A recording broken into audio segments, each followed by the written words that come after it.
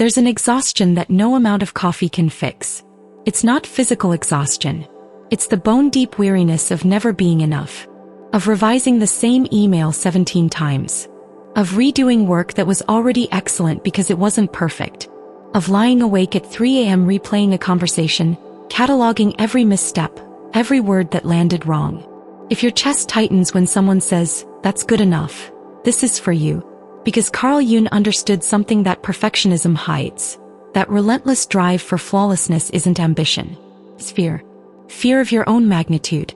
Fear of what you're capable of if you stopped hiding behind the excuse of not ready yet. Your perfectionism isn't protecting you. It's exiling the most powerful parts of yourself. And there's a reason this is surfacing now. This isn't failure. It's liberation calling. Let's name what's actually happening. You're not a perfectionist because you have high standards. You're a perfectionist because you're terrified of being seen before you're certain you won't be criticized. Terrified of putting something into the world that could be judged, rejected, or deemed insufficient. So you refine. You delay. You tell yourself just one more edit, while weeks turn into months and the project never launches.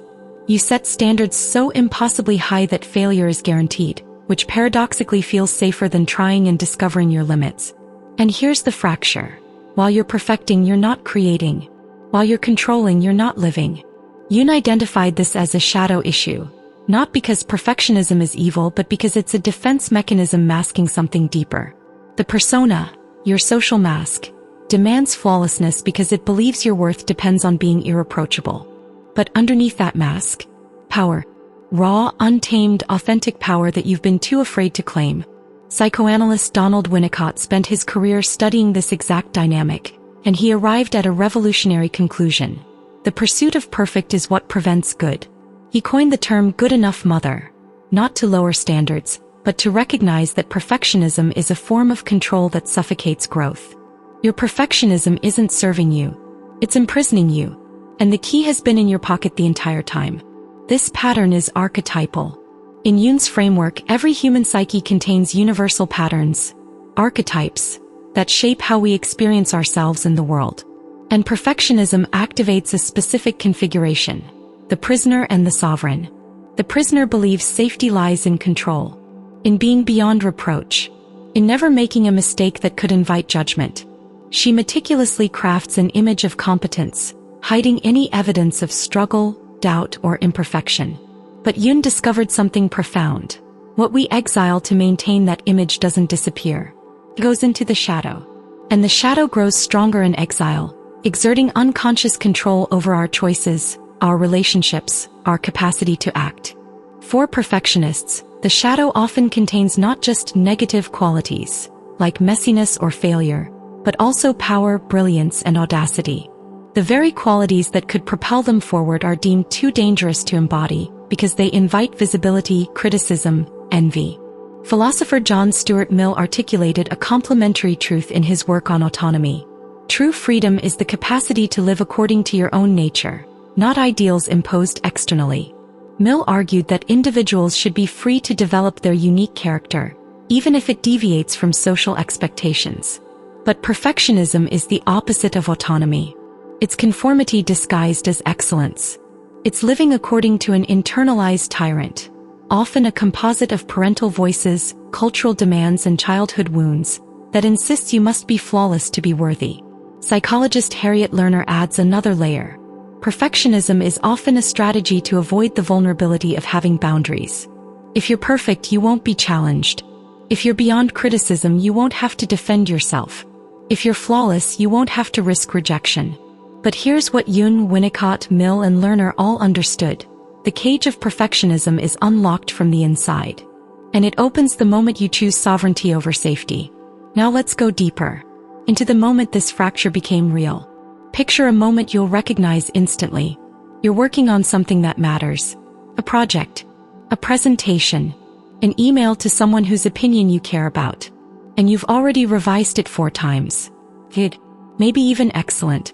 But you can't send it. Because what if there's a typo you missed? What if the tone is wrong? What if they think it's amateurish, underwhelming, proof that you're not as capable as they thought? So you read it again. Adjust a sentence. Question a word choice. Your stomach tightens. Your jaw clenches. Time passes. Minutes, hours, sometimes days. And here's the devastating part. You know it's good enough. But good enough feels like settling. Feels like failure. This is the descent. The moment perfectionism reveals itself not as a standard, but as a prison. Because while you're paralyzed in revision, life is happening. Opportunities are passing. Other people with less skill, less care, less to offer, are showing up imperfectly and succeeding. And underneath your perfectionism is the question you're terrified to answer. What if I'm capable of extraordinary things and I've been using perfectionism as an excuse to never find out? Jung would say this is the psyche's attempt to protect the ego from confronting its own magnitude. Because power is destabilizing. Power demands responsibility. Power means you can no longer hide behind, "I'm not ready yet." Winnicott saw this in parents who couldn't tolerate being good enough mothers because it meant accepting their humanity, their limits, their inability to protect their children from all disappointment. Perfectionism promises control, but what it delivers is paralysis. And the soul, the deepest, truest part of you, is refusing to stay paralyzed. That's why you're here. Here's what perfectionism has been hiding: your power. Not potential power. Not power you'll access once you're ready. Power that already exists, fully formed, waiting for you to stop controlling long enough to embody it. Jung taught that the shadow contains everything we've rejected about ourselves to maintain a socially acceptable persona. For many, that includes rage, sexuality, selfishness.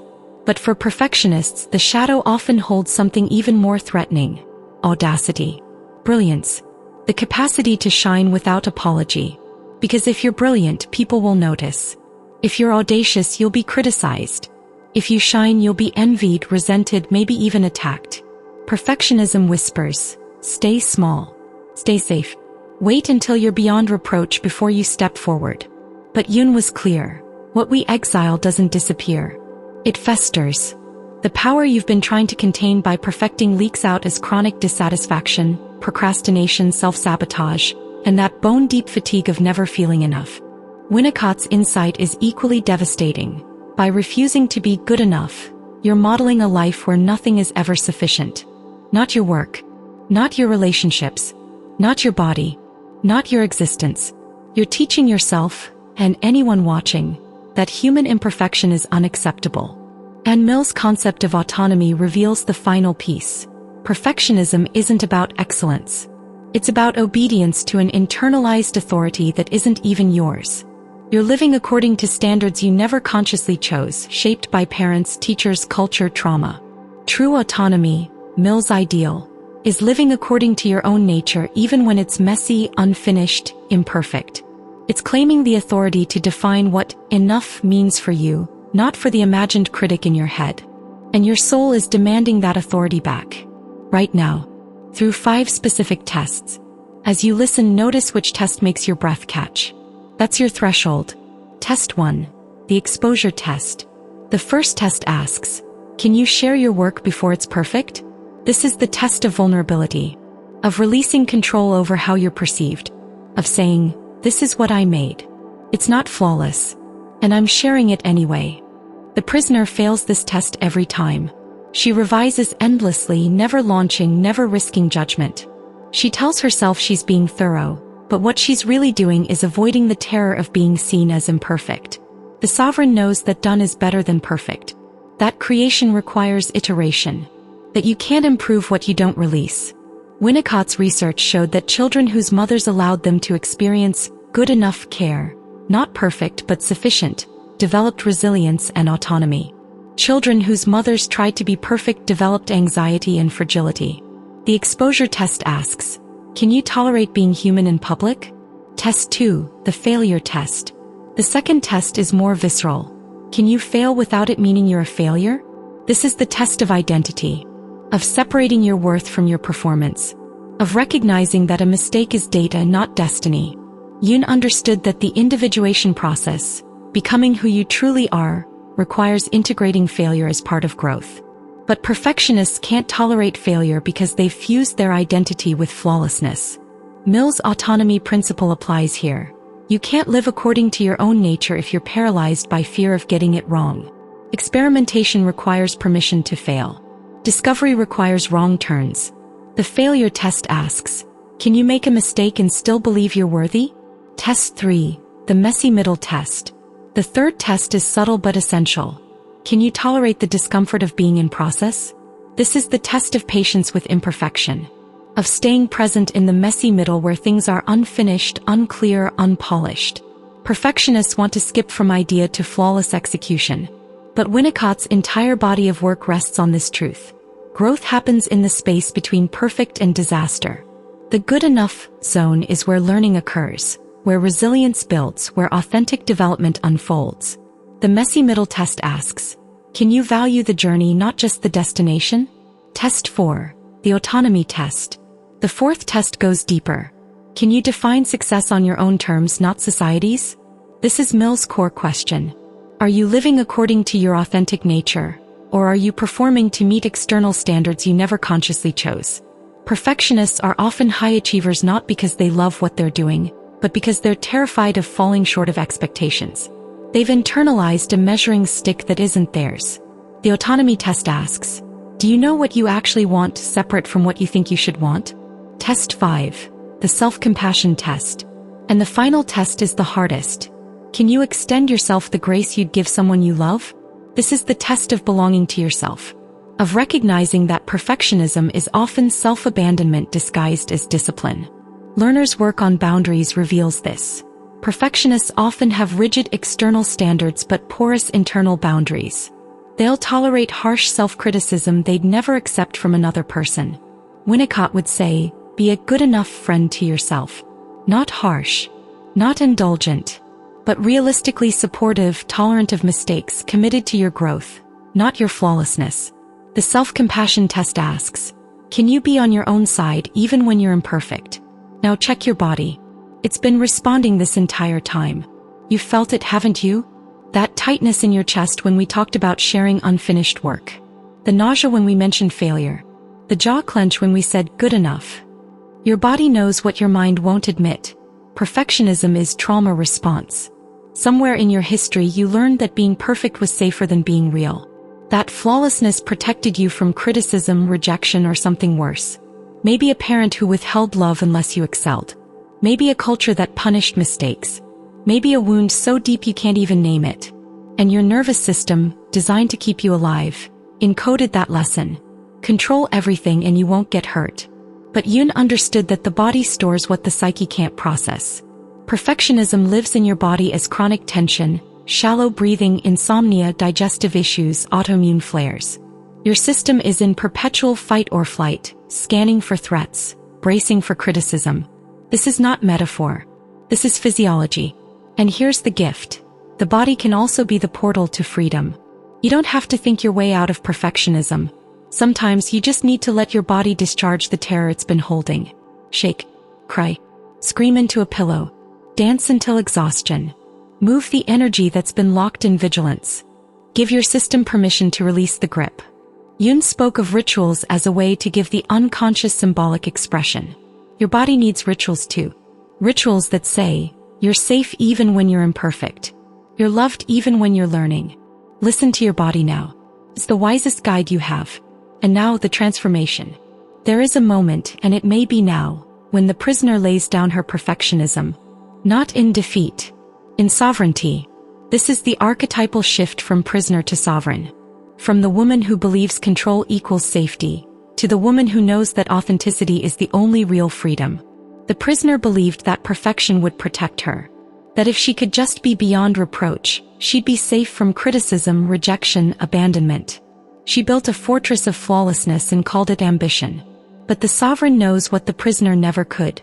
Control is exhausting. And it's not working. Jung described individuation as the process of becoming whole. Integrating the shadow, embracing all parts of yourself, even the messy, imperfect, powerful ones. Not who you should be, who you are. The sovereign has integrated her shadow. She's welcomed her power back home, not as something to perfect but as something to embody. She's made peace with being human, which means being gloriously, inevitably imperfect. Winnicott's good enough mother becomes the good enough self. Not harsh, not negligent, but realistically loving.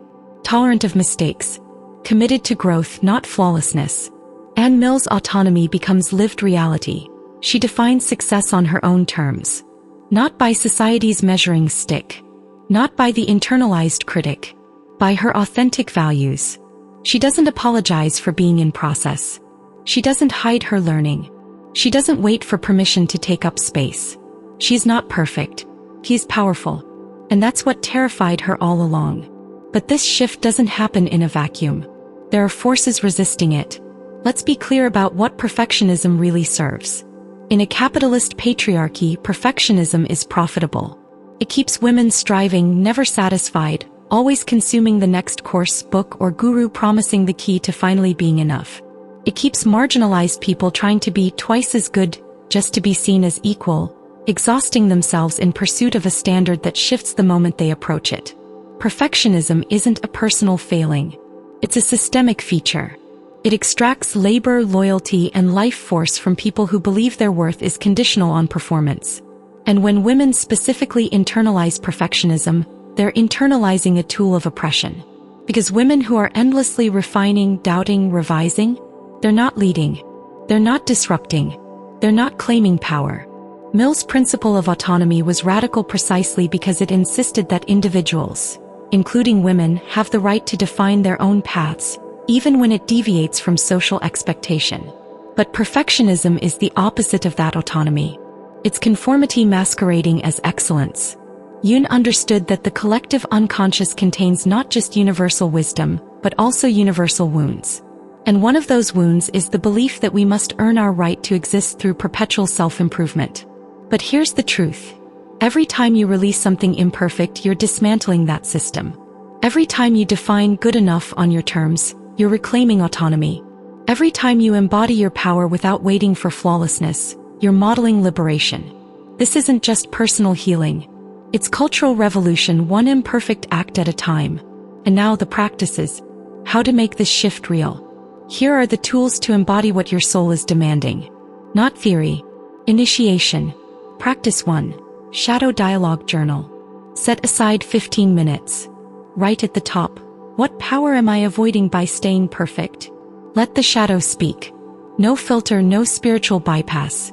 Let it be raw, honest, terrifying. What would you do if you weren't afraid of criticism?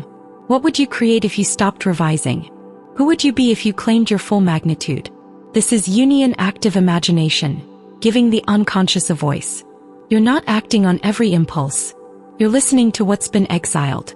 Practice 2. The good enough ritual. Choose one task this week. An email, a project, a conversation, and commit to doing it good enough. Not half-assed. Not careless. But sufficient. Set a timer for 80% of the time you'd normally spend. When it goes off, release it. No final check. No last tweak. Then notice, did the world end? Did people reject you? Or did life continue? Winnicott proved that good enough is not only sufficient, it's optimal. Because it builds resilience, not fragility. Practice 3. Autonomy affirmations. Stand in front of a mirror. Look yourself in the eyes. Say out loud, I define what enough means for me. My worth is not conditional on my performance. I am sovereign over my own life. Say them until they stop sounding foreign and start sounding true. This is Mill's autonomy embodied. Living by your own authority, not someone else's measuring stick. Practice 4. Boundary script for perfection. When the perfectionism voice starts, this isn't good enough. You need to revise again. Respond out loud, this is sufficient for now. I'm releasing it. When someone criticizes your work and you spiral, respond, their opinion is information, not a verdict on my worth. Boundaries aren't just for other people. They're for the inner tyrant too. Practice 5. Somatic release. When perfectionism grips your body, chest tight, jaw clenched, breath shallow, pause. Place your hand on your heart. Take 3 deep breaths. Say, I'm safe even when I'm imperfect. Then move. Shake your hands. Roll your shoulders. Dance for 2 minutes. Let your nervous system discharge the vigilance. These practices aren't optional. They're how you rewrite decades of conditioning. And now the final truth. Here's what I need you to understand. Your perfectionism was never about excellence. It was about fear of your own power. For all the years you told yourself you were being thorough, disciplined, responsible, you were hiding. Hiding behind not ready yet. Hiding behind needs more work. Hiding behind the safety of never fully stepping into your magnitude. Jung said, "One does not become enlightened by imagining figures of light, but by making the darkness conscious." Your perfectionism is that darkness. Not because it's evil, but because it's been protecting you from the terror of being fully seen. Winnicott's gift was this: good enough is not settling. It's liberation. It's recognizing that perfection is a cage, and the door has been unlocked this entire time. Mill's autonomy reminds you, you're allowed to define your own life. Not according to the standards you inherited, but according to your authentic nature. And Lerner's boundary wisdom seals it. Protecting your energy means releasing the need to be beyond reproach. It means claiming the right to be imperfect, in process, and still worthy. The prisoner is dying, and she must, because the sovereign is rising. And here's the paradox you'll only understand by living it. The moment you stop trying to be perfect, you become powerful. Because power doesn't come from control. It comes from authenticity. From showing up as you are, messy, growing, human, and refusing to apologize for it. You were never meant to be flawless. You were meant to be free. Free to create imperfectly. Free to fail and keep going. Free to shine without waiting for permission. The cage is open. Walk through it. If something here resonated, I need you to do something. Not for me, but for the woman who will find this video 6 months from now, paralyzed by perfectionism, wondering if she's allowed to be human. Go to the comments and share. What are you releasing as good enough today? Not what you wish you could release. What you're actually choosing to share imperfectly. The email. The project. The conversation. The version of yourself that's still in process. Because your testimony becomes someone else's permission slip. Your courage becomes her roadmap. Maybe it's, I'm sending the draft without one more revision. Maybe it's, I'm posting this even though it's not perfect. Maybe it's, I'm allowing myself to be in progress. Name it. For the woman reading at midnight, convinced she's not ready. For the woman who thinks her imperfection disqualifies her. For the woman who needs to know freedom is possible. Subscribe to @Sovereign Self Psychology if you want daily Jung-inspired depth psychology for women reclaiming their power. This isn't surface-level self-help. This is transformation for women who demand truth. The woman you're becoming doesn't need to be perfect. She needs to be powerful. And she already is.